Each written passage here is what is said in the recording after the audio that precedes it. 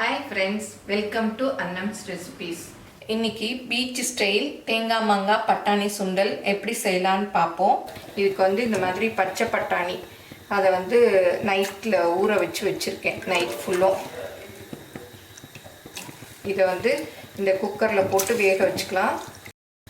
சில பட்டாணி 2 விசில்லே அப்படியே குழஞ்சி தோல் இந்த மாதிரி தோல் எடுத்துகிட்டு வந்துடும். சில பட்டாணி 4-5 விசில் விட்டு வேக விடணும். அது எப்படின்னு நம்ம சொல்ல முடியாது. அதனால ஃபஸ்ட்டு 2 விசில் விட்டு வேக வச்சு பார்த்துருங்க. அப்புறம் வேகலைன்னா இன்னும் கொஞ்சம் நேரம் வச்சுக்கலாம், இன்னும் 2 விசில். இப்போ இதுக்கு தேவையான இந்த பட்டாணிக்கு தேவையான உப்பு போட்டுறேன். இப்போ குக்கரை மூடி 2 விசில் விடலாம். இப்போ திறந்து பார்க்கலாம்.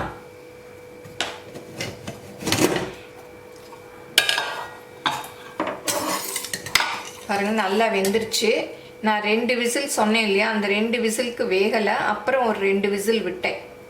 அப்போ தான் வெந்திருக்கு. நீங்கள் பார்த்துக்கங்க. இப்போ நல்லா வெந்துருச்சு. தண்ணி வடிச்சிட்டு இந்த பட்டாணியெல்லாம் அப்படியே எடுத்துக்கணும்.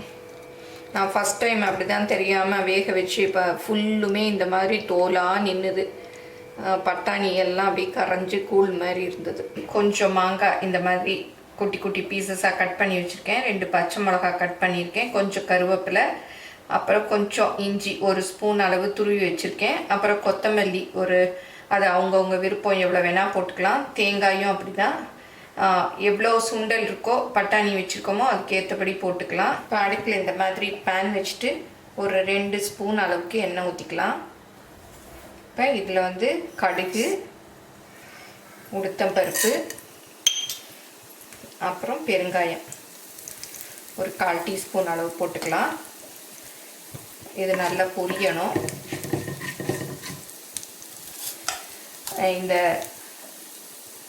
தேங்காய் மாங்காய் பட்டாணி சுண்டல் செய்யறச்சு என்னோட பழைய ஞாபகம்லாம் வருது.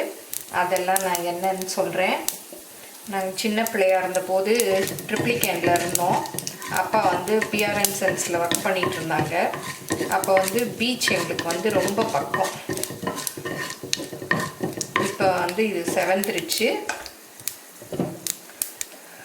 பச்சை மிளகா, இந்த துருவின இஞ்சி, கருவேப்பிலை போட்டுக்கலாம்.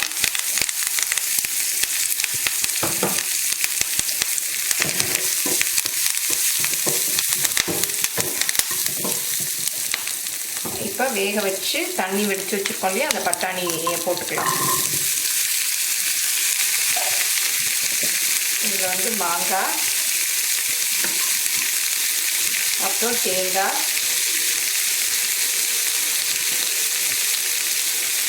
அப்புறம் கொத்தமல்லி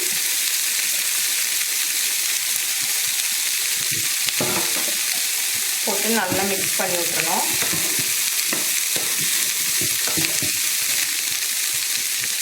நான் சொன்னதை பாதியோடு நிறுத்திட்டேன் இல்லையா. நாங்கள் ட்ரிப்ளிகேனில் இருந்தோன்னு சொன்னேன். அங்கேருந்து பீச் பக்கம். நாங்கள் வாரம் பீச்சுக்கு போவோம்.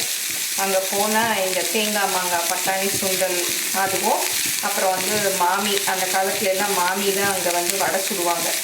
அது 2க்குமே சாப்பிட்றதுக்காகவே வாரம் எங்கள் அப்பா அம்மாவை பீச்சுக்கு கூட்டிகிட்டு போக சொல்லுவோம். ரொம்ப ஜாலியாக இருக்கும். இப்போ இந்த தேங்காய் மாங்காய் பட்டாணி சுண்டல் செய்யறச்சு எனக்கு அந்த ஞாபகம் வந்தது. அதை உங்களோட ஷேர் பண்ணிக்கணும்னு தோணுச்சு. இப்போ அடுப்புலேருந்து இறக்கிடலாம். பீச் ஸ்டைல் தேங்காய் மாங்காய் பட்டாணி சுண்டல் ரெடி ஆயிடுச்சு. பீச் ஸ்டைலில் செய்யும். எனக்கு அந்த பழைய காலத்தில் பீச்சில் இந்த மாதிரி மாங்காய் வாங்கி சாப்பிட்டதெல்லாம் ஞாபகம் வந்தது. சரின்னு சொல்லிட்டு கட் பண்ணி நறுக்கி பார்த்தேன். பாருங்கள், இந்த மாதிரி தான் நறுக்கிட்டு இதில் மிளகாப்பொடி போட்டு தருவாங்க. சூப்பராக இருக்கும். அதுவும் மாங்காய் இந்த மாதிரி பழக்காயாக இருந்தால் தான் நல்லாயிருக்கும், பச்சை காயை விட. அதெல்லாம் ஞாபகம் வந்தது. சரி, அதையும் கட் பண்ணி பார்க்கலாம் அப்படின்னு சொல்லிட்டு கட் பண்ணி பார்த்தேன். அப்போ நியூஸ் பேப்பரில் இந்த மாதிரி சுண்டலை வச்சுட்டு இந்த மாதிரி மாங்காய், தேங்காய், கொத்தமல்லிலாம் தனியாக கட் பண்ணி வச்சுருப்பாங்க. அதை அப்படியே மேலே போட்டு கொடுப்பாங்க. அது சாப்பிட ரொம்ப சூப்பராக இருக்கும்.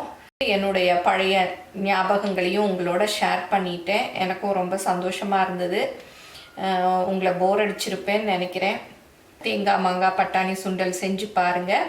எப்படி இருந்ததுன்னு உங்கள் கமெண்ட்ஸை சொல்லுங்கள். பிடிச்சிருந்தா உங்கள் ஃப்ரெண்ட்ஸுக்கு ஷேர் பண்ணுங்கள். தேங்க்யூ.